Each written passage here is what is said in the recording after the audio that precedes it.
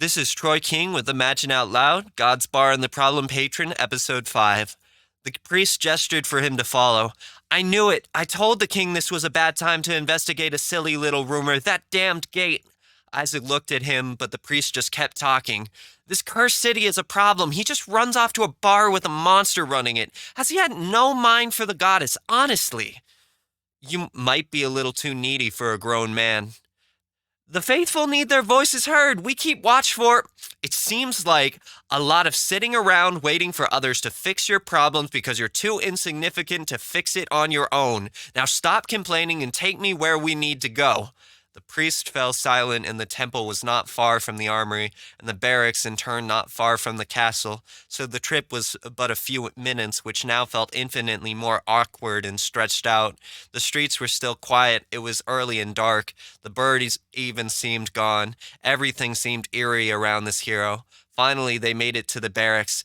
Well, we'll be back here in a bit for your equipment. Isaac nodded. They made their way through to the gate, where the guard let them in after the priest declared the hero was here. They all scrambled into formation to hide the fact that they were gambling moments before. The gate opened to soldiers in lines holding up swords, cards tucked in the corner. Isaac smirked as he walked past. This all fed his ego quite well. They went through the many stairs and halls necessary till finally they were before the throne room. The queen entered a side door, clearly just woken by staff. Stark contrast to the king. The queen was 5'3", curly red hair, round face, and small frame, and currently very sleepy. This better be good, priest. Sheepishly he walked up with Isaac. May I present the hero? Next time, may you wait till it's morning, like sun-up morning. Isaac played a little coy. You don't seem to need the sleep for beauty, my lady. Too early for flattery. Save it for someone who cares. So you're the one the priest has been bothering us about for years. I don't know. Send him to the vice captain for weapons and training and let me sleep. The king went to the big gate. Try there. He left a letter saying it would be a while, so if you need him, grab a horse. Yes, your grace. Trying not to laugh, they now guided him back to the barracks where he greeted by a tall redhead this time. Vice Captain of the Castle Forces of Lockton, Hannah DeMarco, at your service. Isaac took a wicked grin.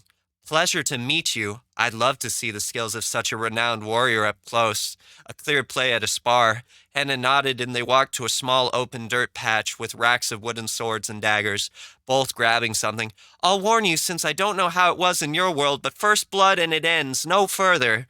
Hannah remarked, and they both walked to the edges of the field. Then Hannah signaled for the start. With an instant, Isaac took off like a blur. He sped back and forth and suddenly hit Hannah in the back of the neck with a chop. She managed to shake it out and swing back, but he caught her arm as it swung, and he jumped back to the ground, bending it in an armbar and then into a lock on her wrist, pulling in an unnatural direction. I yield, she screamed, but you said first blood and I haven't drawn any yet. Isaac grinned and he smacked her hard enough. She passed out and the rest of the guards were up in arms, but she shook her to wake her up. A few seconds later, she came to. The guards stayed on edge as Hannah regained her bearings. At least the hero can throw a punch, perhaps even when he shouldn't. The guards stopped at the term hero. Could this really be the one they've been waiting for? Freaking him? They all didn't want to believe it, as the priest confirmed, and it seems he didn't even want to concede it deep down. Well, we don't have all week. Let's get armed and find the king. I think I want leather. Your armor seemed to make you so slow. Hannah thought to herself, was I slow or were you just showing off? They went deep into the barracks. Isaac was given dark leathers to fit his current look. He kept his knives and was given a pair of short swords in case he needed a change. They loaded up some horses. We should make it to the gate. The king went to quite a bit faster on horseback as he went on carriage. Hannah insisted, and her 6 guards, who didn't want to leave her alone, came with him loaded up. It was going to be a good set of days, and he didn't seem the sort to leave her alone with at night. They went through the exit the king used, and the countryside was serene. The trees stood 30 or 40 feet high. Flying squirrels popped out one to the next. Small boars were mulling about. Everything looked and seemed to be this must be pretty peaceful country, is it not? Thanks to Sir Locke, he unified the territory that did nothing but fight for generations. It was starving, but someone else took care of that problem. The king was the sword we needed. Interesting, and how is his sword now? We are his swords now, and Sir Buford, the armed forces as well, but those are less direct. Seems pretty dull indeed. Silence ensued for a fair bit as grumbling ensued. They traveled. Suddenly, large dust clouds took up all of their vision, and a curved sword swung at Isaac's throat.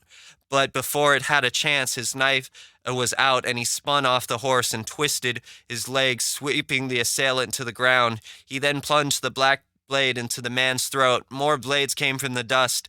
It was clearing. The guards noticed a pile of bodies around Isaac, at least 10 men, all in robes with the mark of a star inside of an eye.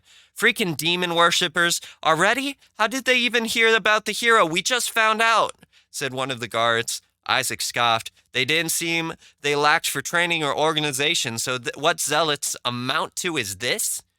Don't be too sure. They've been surprising before. This is probably just ones that acted out of haste and nothing more. Isaac laughed. I can't wait.